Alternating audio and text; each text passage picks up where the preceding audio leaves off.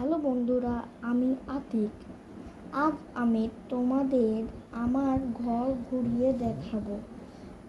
আমার ঘরটা ছোট, কিন্তু অনেক মজার জিনিস আছে।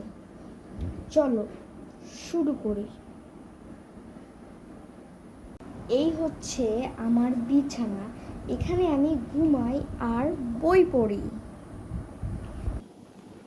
এর পাশেই দুইটি ছোট লাইট রাতে জ্বালিয়ে রাখি।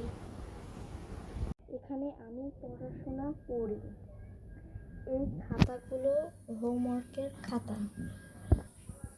এই একটা বই আমি অনেকবার পড়েছি। এই হচ্ছে আমার স্কুল ব্যাগ।